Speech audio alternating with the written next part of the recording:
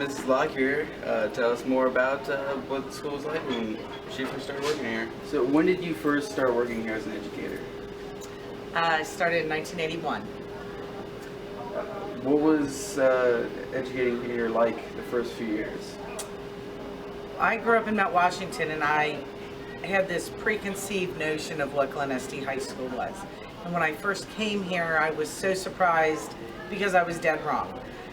It was a nice school, it was clean, the kids were great, and so I was happily surprised from my high school experience of what I thought Glen Este was, and it was just totally different. And so I really enjoyed my time at Glen Este. Has there ever been a principal that you favored more than others? Well, I have been a teacher under every principal at Glen Este High School, even though I did not start when the school was opened in 1963. Mr. Tipton was the principal from the very start, and he was here for several years after I got here. He was my favorite. He was an older man, and he was so sweet, and so he left a special place in my heart. He just loved Glen Este, and they used to call him Mr. Glen Este. Mr. Ashworth, we started working together the same year, so I knew him for 30 years, and he and I could tough it out, and so that was kind of fun. And now Mr. Walker, very nice man, and I think he's very easy to get along with, so I'm looking forward to working with him for another year and a half. What is one of the strange things you've ever done here at Glen Este? Many, many years ago, probably before you guys were born, we had a competition between the kids, and it was a canoe race in the pond. And Mr. Bell and I won. We beat the kids, and then we were starting to get out of the boat, and the kids came up and they turned the boat over. So I was in the bottom of the pond. And I would not recommend anyone going into that pond. It was pretty disgusting then.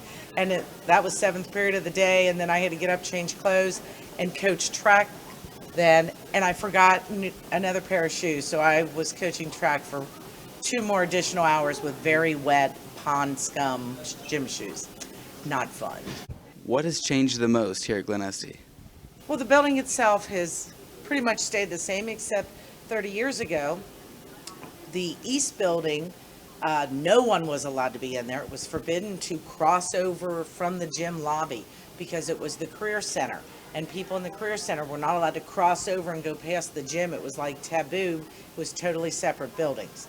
And then it kind of was integrated a little, and then eventually the career center was gone, so all of Glen Este students were in the east and the west building, and that's changed a lot. People-wise, kids are still kids, and they do some of the goofiest things, and they do fun things, but one of the biggest changes is hairdos.